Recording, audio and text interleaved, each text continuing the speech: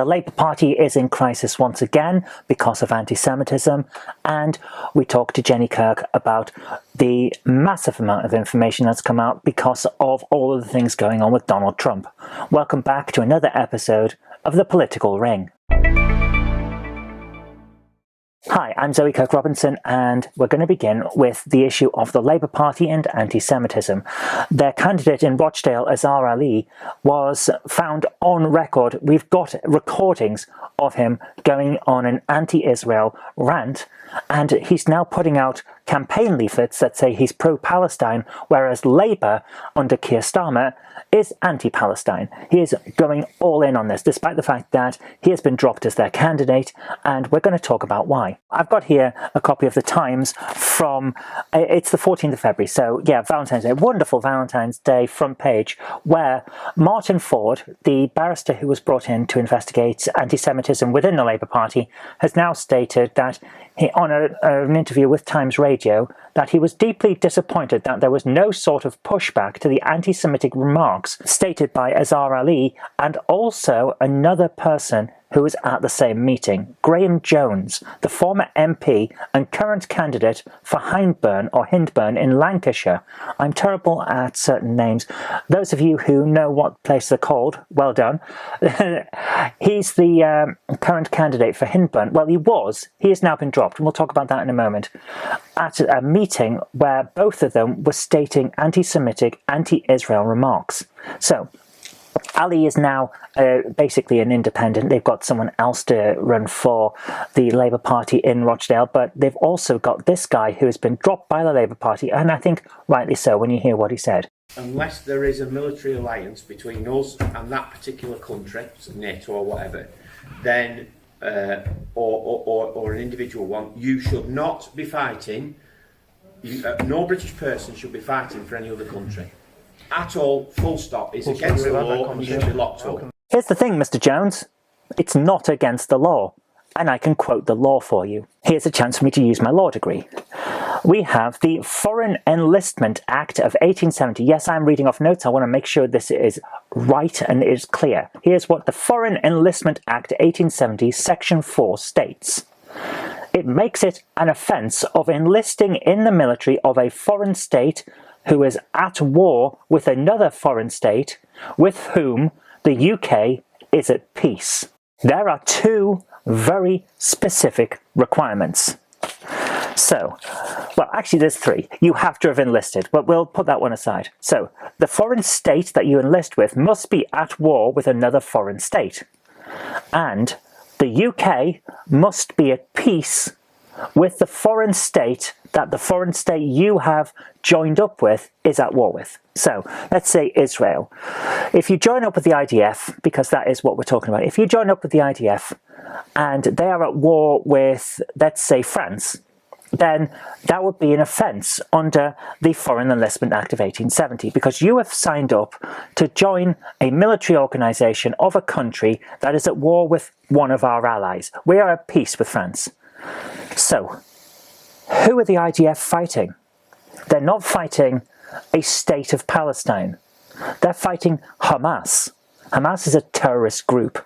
It's not a state. Yes, some of Hamas are the leading power in Palestine at the moment, but the Palestinian Authority is the actual government of Palestine, and that is technically separate from Hamas, even though Hamas are effectively in control. So, Israel is not fighting a foreign state, it is fighting a terrorist group.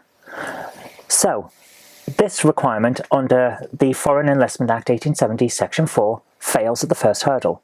What's the second hurdle? We have to be at peace with the people that the IDF are fighting. We are not at peace with Hamas. Hamas is a proscribed terrorist organisation. We are not at peace with Hamas. Britain will not have a peace treaty with Hamas. It might recognise Palestine. It might even be at peace with the Palestinian Authority. But we are not at peace with Hamas. Israel are fighting Hamas. So it fails at the second hurdle as well. So you are actually able to go and join the IDF and fight Hamas and not break this law. So, Mr. Jones, you are talking absolute guff. what we actually have here is a person trying to couch their hatred of Israel in legal terms and failing. I know that they got away with it because the majority of people at that meeting either just agreed and didn't like Israel as well, or didn't know the specifics of the law. But that does not excuse what he said being wrong. Fundamentally wrong. So we have a guy who's trying to couch his anti-Semitism in legal terms, and we have a guy who is outright going, I am the pro-Palestine candidate against the anti-Palestine Starmer and Labour Party, really setting out because pro-Palestine has, of course, become that kind of term that people use because they don't want to say they hate Jews, they don't want to say they're anti-Semitic, but that's essentially what's going on. And now we have the final thing. Because these people were not called out at the meeting where there's an actual record of this being said. Guido Fawkes' website has the recording. We've all heard it. Fucking Israel again, you know.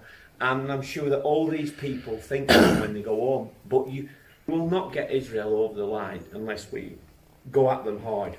Well, why is there British people in IDF? And as a result, we know that people did not call them out. So Labour still, despite all of the things that Starmer said over these years since he took off the leadership from Jeremy Corbyn, he said that they're not anti-Semitic anymore, they've dealt with it, blah, blah, blah. Labour still has an anti-Semitism problem. And that should worry everyone in this country. We have fought against anti-Semitism for years now. We fought in the Second World War because of the anti-Semitic Nazi Party. We fought the British National Party afterward. We fought the British Union of Fascists. We fought everyone that's come along trying to attack and divide British people. This is a country where you are free to worship as you please. And for these people to come along and be so high up in a major political party while saying that the people that worship that way are wrong and bad and evil and should be fought, no, you can't do that. That is not what Britain is about. If you cannot fit into the idea of fundamental British values of just letting your neighbour get on with their lives in peace without attacking their fundamental beliefs when their beliefs have not hurt you in any way, then you cannot legitimately stand for a major political party in this country and expect the good people of Britain to vote for you. Britain deserves better than what we've got with these people. Britain deserves better than the fecklessness of Labour's so-called attempts to get rid of the anti-Semites in their party when the anti-Semites are still there and not being called out at meetings where they're saying fuck Israel or going off on anti-Semitic rants or saying that the law says that you can't join up and help defend Israel. That you can. Get your party in order, Starmer. There's a good chance that you might be the next Prime Minister. And if you can't even deal with this, you can't deal with the problems that are facing this country. Get your party in order. Okay guys, I'm going to leave that there because I think I've said my piece and I'd love to hear what you guys think. Please do keep it civil. Remember, this is about trying to come together. I know I've just gone off on one at Starmer, but I think it was deserved in this instance because it is hard to take a hard line on tolerance, but I think we can try and maintain it. But please, let's see what your views are on this in the comments down below. Now I'm going to jump over to a discussion I had with Jenny Kirk about all the things that have been going on in America with Donald Trump, and we'll come back for final thoughts. Jen has been following the Trump issues for months, and she is quite well versed on it. She's a very clever lady, and I think you'll enjoy what she's got to say. It's been something that I've been quite interested following it, and I've kind of been sucked in a little bit with all the commentary and just seeing what's going on. It's almost like watching a car crash. You know you shouldn't, but you can't help but look. Yeah, well, it is a matter of international interest because whoever becomes the next president of America essentially sets the agenda for a lot of the West. Absolutely, and it's an unprecedented situation. I'm going to disagree.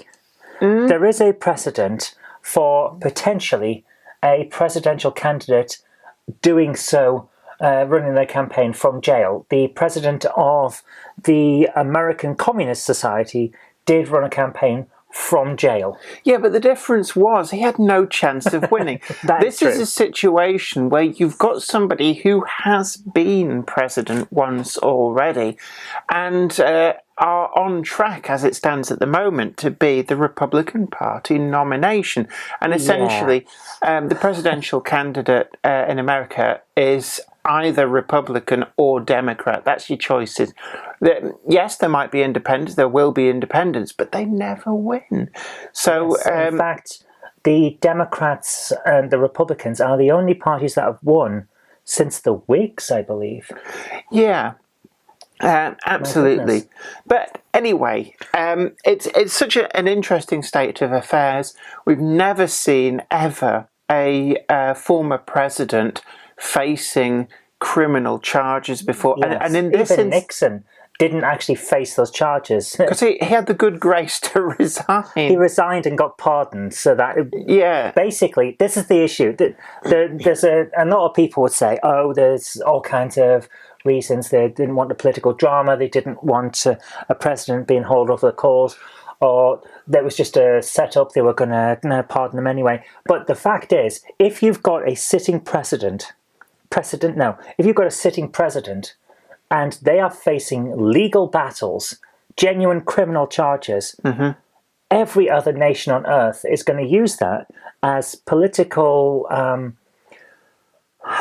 political capital against the United States and its allies. Yeah. Now, the interesting thing, though, is that I believe that, and I don't know whether this is a post-Nixon thing, but a presidential pardon, you have to have served an amount of your sentence. You can't just be pardoned straight out of the dock, as it were. There is a minimum period of your sentence that you have to actually serve. I have a feeling this may have come about because of Nixon. When he just got pardoned without anything. Yes, so even... The other interesting point I should make at this point is that to accept a presidential pardon, you have to admit wrongdoing. I was hoping you'd bring that up. So, yes, but this is the other thing that I think we should emphasize to everyone who's watching.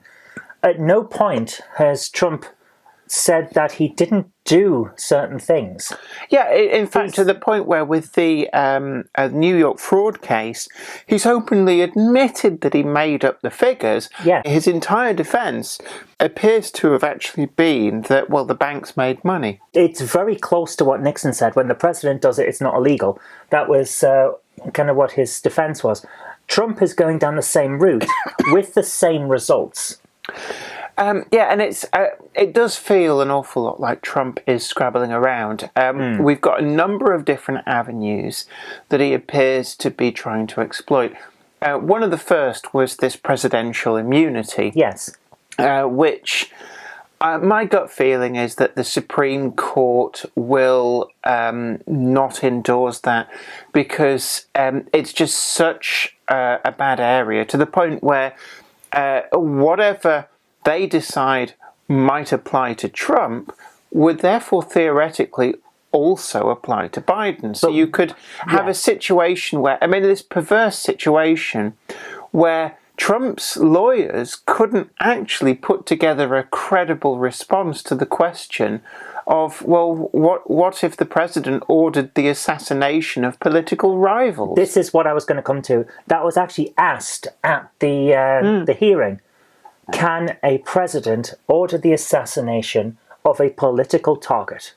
Could the president, not even a political target, could the president walk down Fifth Avenue with a loaded gun and shoot whoever he wants? And just shoot at random bystanders and go, ha, I'm immune. Yeah. And that is, I think, the principle that is going to come out of this is that presidential immunity only applies to actions taken in the course of the expected duties of being president. Yes, for example, ordering a military campaign. Yes. So, effectively, there's a fine line here. As long as you're doing things that would be expected of a president in the course of your presidential duties, then you would have presidential immunity whilst in office. That doesn't mean to say you can't be impeached for doing things, but when you stray outside of that, if you decide to take the Secret Service out on a jaunt to rob Fort Knox, or take an assault rifle down Pennsylvania Avenue and play pot shop with the tourists,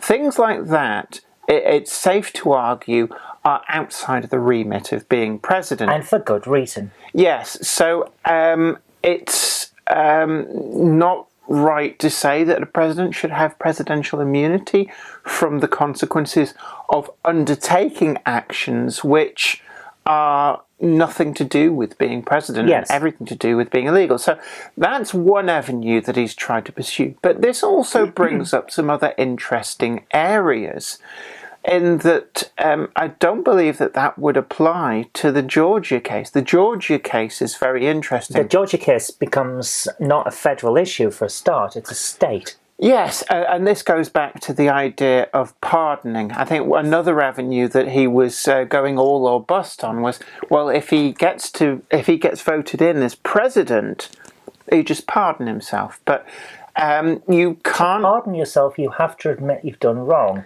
And you have to I don't think you can pardon yourself. That's never been done. This is the interesting, from a legal point of view, it's a very interesting situation, because I don't recall the rules on pardons actually stopping you from pardoning yourself. I think you shouldn't be able to. I think it's a grey area. It's just been assumed that you wouldn't be grasping enough to try and enrich yourself from the position. This has always been the issue that I have with written constitutions. When you're writing this stuff down, you're not, well, you obviously are, but you shouldn't be writing it from the point of view of, oh, our current guy is a good man. You've got to write it from the point of view of which guy comes along later on down the line who's going to push it as far as he can. It's the Munchkin principles. You've got to Munchkin game test it. And it's like, well, what would happen if somebody tried to take the pee? And that's what it boils down to. We now have that person. But one of his plans appears to be, I'll just pardon myself. Well, this runs into a lot of issues. We talked about there's a minimum period of your sentence that you have to actually... I believe there is, but I can't be sure. I am not an American lawyer. But it also only applies to federal cases. And out of all the cases that Trump is facing, the Georgia election interference case is a state case. And it's an interesting state insofar as some states, the state governor has a power of pardon, just like how the president has a power of pardon for a presidential pardon. I believe Texas has a pardon law. But Georgia doesn't. So even the state governor does not have, even if they wanted to, the power to pardon Trump, theoretically. And that would mean that if Trump is convicted in the Georgia election interference case, he will spend time behind bars, and there will be no way of commuting that. It just can't happen. And it's an interesting situation. Like, what would happen if he got elected president but got sent to jail in Georgia? Yeah, I can't see the Prime Minister of Great Britain visiting the President of the United States during visiting hours in Georgia. It just wouldn't work. What I suspect might happen 25th Amendment? Well, I suspect actually there might just be a vote to impeach him for unpresidentially unprecedented conduct. Failure to attempt work. And they would find some technicality, and I suspect that it might be a case of calling enough is enough. And there might be enormous pressure on him to effectively stand down, and if he doesn't, then he may well be impeached on the grounds that he would be unable to carry out his duties. Which is why I'm saying 25th Amendment. If he's unable to carry out or execute the office execute the duties of the office of the president, then the 25th Amendment comes in. See, I'm not up on the... we've actually learned far more about the amendments to the American Constitution in this, in that I never really heard about the 14th Amendment until all of this came up. No one expected to ever need the 14th Amendment again, because it's an offshoot of the Civil War, and it's preventing people who seceded from the Union from standing for office. Yeah, because you always hear about the First, the Second, the Fourth, and the Fifth Amendment. And the Seventh Amendment. Any legal matter above the value of $20 can go to full jury trial. Yeah, but I think that actually off the back of all of this, there's possibly a good probability of a further amendment being introduced to ensure that this can't happen again. But, to circle it back round, let's talk a little bit about what's actually happening to Trump. Because at the moment, George is not the next case up, is it? We've just had one in New York. It's the hush money case. That's the one. So we've had... It's technically a civil case. It's not a criminal case. A civil case in New York, which Trump has lost quite badly. You're talking somewhere in the region of, I think it's about $350 million. I thought it was 365 because I remember when I saw it. What's 15 million between friends? But the reason I remember it is that's basically $1 million for every day of the year. But also, don't forget as well, there's punitive interest as well. Yes, there is. Which they say is going to take it up to somewhere in the region of $450 million. Oh my goodness. He also lost the second E. Jean Carroll defamation case to the tune of something like $83 million. So over $250 million he has lost in a month. And for somebody who, I think conservative estimates put his net worth at $2 billion, you're talking about 25% of his net worth went in a month off the back of these. And, that's a lot of money, even for anybody, to the point where one of the interesting things about this is that he has to either put up a bond or the money to actually pay this fine, as it were. That's going to actually be a problem. Even if he appeals, which I believe he is doing, he still has to basically prove he can pay the fine, and it's kind of put into a court fund. Yeah. But he doesn't have that kind of money. It's all it's all tied up in property. Of course it is. Because this is the thing that I always get annoyed with people online saying, oh, well, why can't this billionaire just do this, that and the other? Yeah, because it's not just in cash. No one who's rich just has that money sat around. It's tied up in property, investments, and you can't just liquidate it. Yeah. So you're looking at, it may well be that certain Trump properties are effectively become wards of court pending all that to work through. So, from a financial point of view, that's a huge hit to him. But we're now into the realms of the hush money payments. Right, yes. And because these potentially broke election This law. is campaign finance law. Yeah, campaign finance law. This is the first of the criminal cases.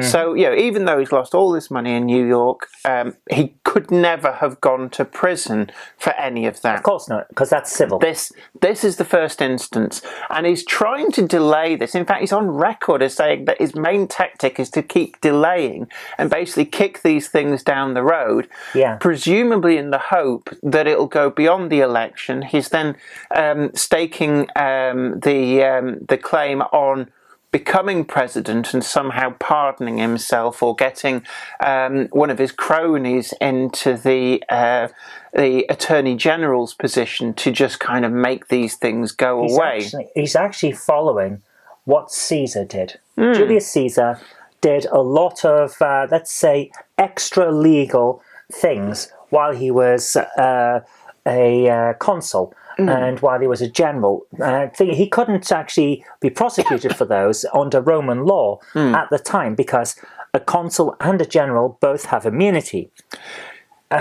His idea was keep pushing it and pushing it and pushing it as far as he can until either the people that are going to bring these cases against him are dead or he gets his next immunity. That's what Trump is trying to do. Yeah. It worked for Caesar. The problem is that whilst there's some very loudmouth people, like the MAGA cult people, who will crow and strut about everything Trump, I think actually the reality is that there's a lot of Republican voters who don't buy into this and actually are put off by Trump and his antics. And certainly, I think at the point that we start getting convictions, I think it's going to put a lot of people off. And what you may well find is that there could be a situation where we get to the election and Trump actually does quite badly and loses by a lot. And in many respects, that's probably the best possible outcome, because how can he come back from that if he loses by a lot? If it's a close vote, we get the same thing that we had at the last election. Yes, because the Republicans wouldn't put him forward as the nominee if he's losing that badly, having already lost once. Yeah, like if it becomes a landslide. And then you can chalk it up. 2 losses, one of them huge, that's an issue. See, the last one, it was close. Yes, it was. If it's not close, he becomes a lame duck. Yes. And in some respects, that's the best possible outcome, because how can he come back from that? And I think it's the best possible outcome in certain ways. I think he's not winning over the moderate middle ground, the independent people. He's just not winning over them. There aren't that many independents. You're a registered Democrat but or you Republican. get moderates. But that's it. The moderates are actually the largest group of any side. The ones that get really angry over petty politicking, playing games, doing silly things just to spite the other side and things like that. The type of thing that every politician unfortunately ends up doing. But here's the problem I have with a landslide for Biden. If it's a landslide, then Biden can do pretty much anything he wants unopposed, because it's a landslide. You get supermajorities. But also, do we really want a situation where a guy has been voted in as president because he's not the other guy? Not because of what he wants to do, but because he's not the other person. But you see, you've got to remember, the American system has what they call the midterms. So you can't just get a landslide. There's like a 2-stage process. Yes, the midterms, though, are 2 years away. Yeah, but what I mean is that for a further 2 years, you've got deadlock in, I can't remember whether it's the Senate or the House of Representatives. I suppose. So you've got the checks and balances there.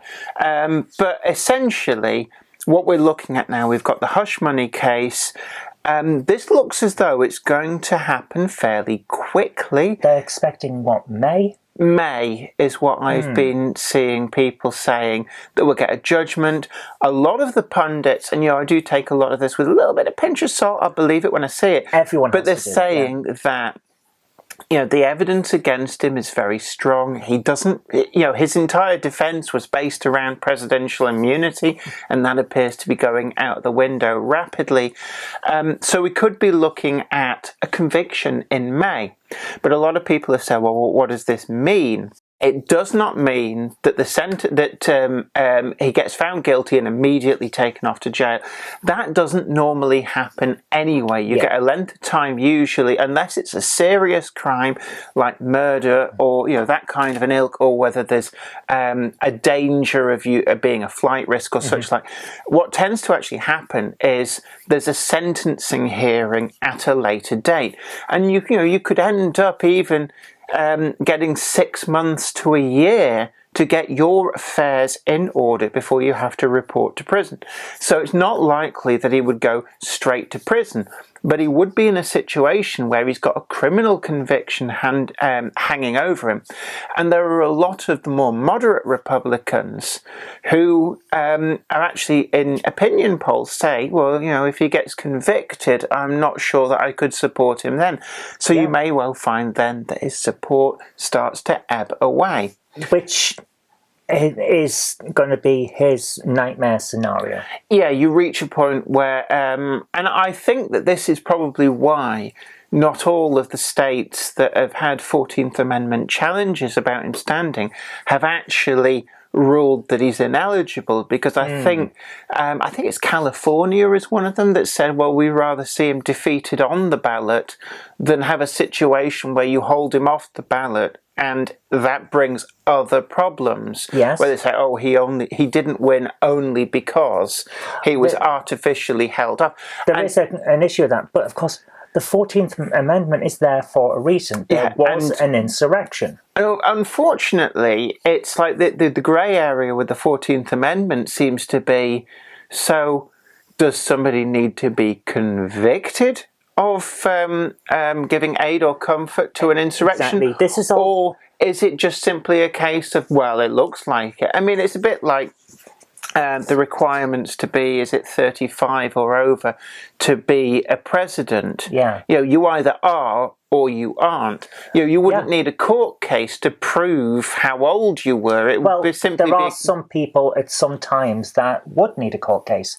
There have been people whose date of birth is not registered.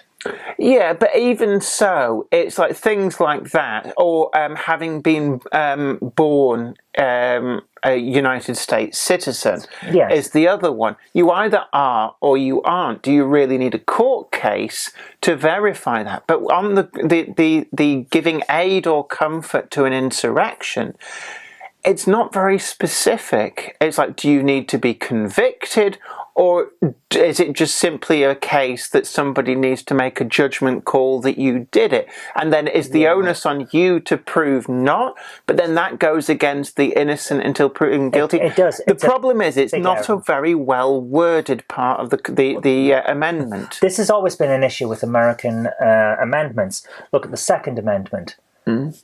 For the purposes of a well-regulated militia, right to bear arms, blah, blah, blah. And it feels like it's not a complete sentence because it's old, it's written by people who didn't have a huge amount of experience. I don't think they game-tested a lot of these. Yes. And it's what happens when you design things by committee. The 14th Amendment feels an awful lot like our Dangerous Dogs Act.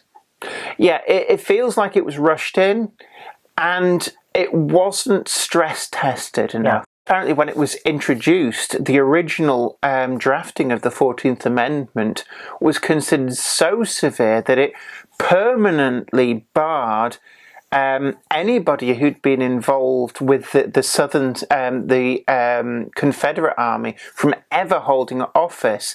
Actually, it didn't pass in its original form. So the current 14th Amendment is a hastily changed document, and that may play some part. It was hastily rewritten. Yeah. But actually, as it was originally written, it would not have worked either. It would have come across as far too vindictive. Yes. Can you imagine that? You can't be president because you were a chef for an army. Yeah, things like that, or I was 14. They told me I needed to come along. Yeah, you might. Now I can't be president. The farmer that grew the food that was bought to feed the Confederate Army, that kind of thing. Yeah, you can see why that wasn't it. So, but anyway, the hush money case is the next case. We've also got an election interference case in Washington coming up. There's a lot going on. There's also, I keep hearing rumblings that he could be indicted in other states for election interference. Nothing has actually come of that. Yeah, but rumblings for a long time now. But essentially, we've got these 4 cases. I think the Georgia one is the most dangerous for him from his political point of view, because there is no route theoretically ever for a pardon from that. So he's got to win. Yeah, if he wants to stay out of jail, he's got to win. He also, the Attorney General has no business in that as well. So he can't get a crony into the position of Attorney General and have them make it all go away. It doesn't work like that. So will we see Trump do jail time? I think so, because I think we're now in a position where if they just packed him off to Mar-a-Lago for house arrest, I think people would see that as unfair. Oh, one rule for them, one rule for us. So justice has to be seen to be done.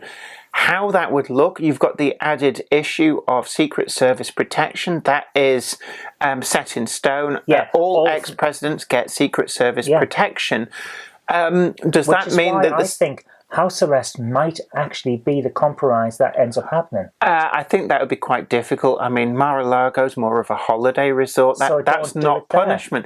I think what you will find is that he will end up in his own wing of a prison in Georgia somewhere, and that'll probably be the worst ever Secret Service detail ever. But we are, of course, now going into the level of what Yeah, if. yeah. Given the number of indictments against him, he's got like 96. Last time I checked. Yeah, so it's in the 90s. It feels to me like a numbers game. At some point, someone's going to... It's like throwing spaghetti at the wall. At some point, something's going to stick. My concern then is what the MAGA group does. We've already seen what they can do when they think they're right. They stormed the Capitol building. I think there's always going to be trouble. I think that the FBI is probably all over that like a cheap suit. I'd hope so. They're not going to be caught off guard again. And I'd actually be very surprised if they weren't keeping tabs on likely suspects. I think a lot of that's been diffused. Some of the real radicals have already we've seen prosecuted doing jail time after the Capitol attempted coup last time. So I think that, yes, there will be some degree of trouble, but I don't think it'll be on the scale as before. But I think there's also a case, we haven't touched on yet, that as the more things get found against Trump, so you reach a point where the Republican Party may well realise the writing's on the wall for this candidate. And you could have a situation whereby they say, you know what, actually, he's going to lose, so why would we have him as our candidate? Why do we hang all of our possible... And this is where Nikki Haley has, very interesting, come out quite strongly against Trump in the last few weeks. And a lot of this boils down to Trump has this annoying habit of treating the military and the veterans with a degree of contempt. And he was quite contemptuous about her husband, who's actually serving in the military overseas on deployment. That's not good. And this is an area where, in America, if you're a veteran, if you're serving in the military, you are afforded quite a level of respect. It's seen that, you have given a sacrifice to protect your country, and you should be treated with a degree of respect. And I think Trump has not been showing that. And she has come out against him because it's not just a one-off incident. There's been a lot of incidents where he's snubbed veterans, where he's done various things or said various things.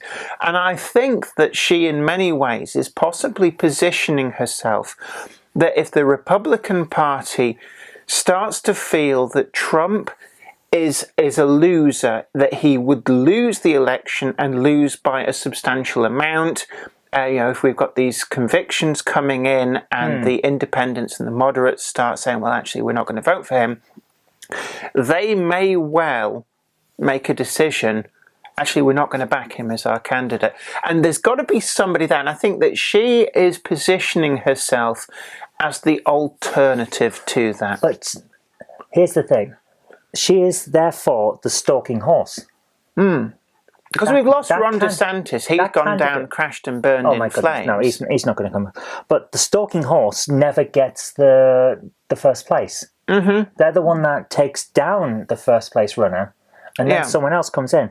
So I wonder is who's up next? Because, what's interesting as well, and this could cause a lot of friction, is there's word coming out in the last few days that Trump might actually appoint one of his idiot sons as the vice president candidate.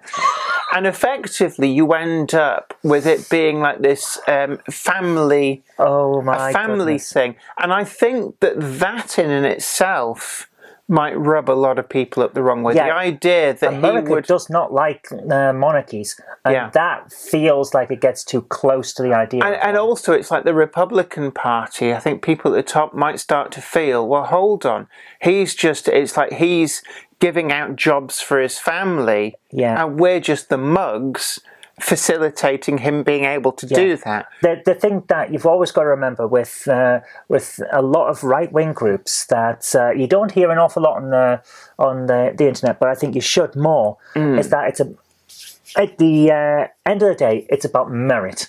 If you work hard and you do the right thing and you make on, then you should get the results.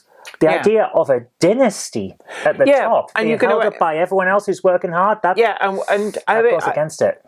do any of the other members of the cabinet actually have to be drawn from people in the House of Representatives, in the Senate? Do they actually have to be elected, or could he sit there and appoint his entire family to run America? You can appoint who you like. So the idea that you could, say, have Don Jr. as the vice president, just like plucked out of nowhere, another one of the people implicated and convicted in this the fraud case in New York, and suddenly you've got a whole bunch of crooks ingratiating themselves into the highest positions in America, and you've got the Republican Party that's fought tooth and nail for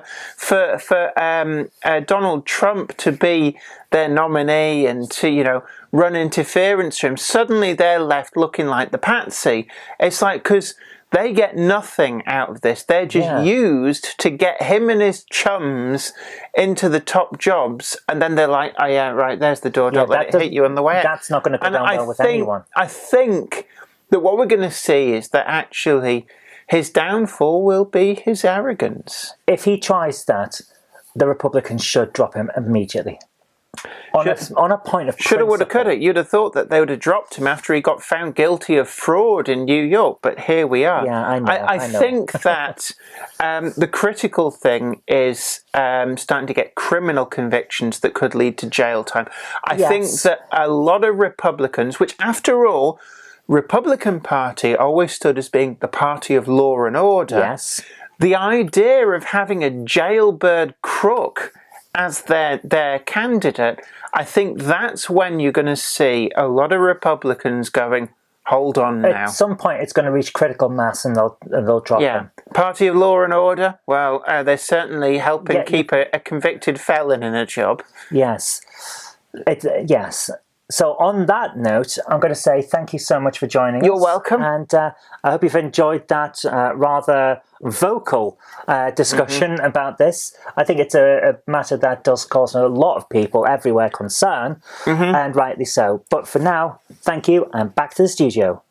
Okay, well, there we go. We've had two very heated topics, let's put it that way. And the point of this programme is to try and come together in the middle ground as often as we can. Sometimes you can't do that. For example, you can't say, well, there's got to be a middle ground on hating people. No, there isn't a middle ground on it. Just don't do it. So I know that we've gone a little bit away from the core goal that I'm trying to go for, but I think you'll find that it's been worth it there. I think you'll agree that it's been worth it there.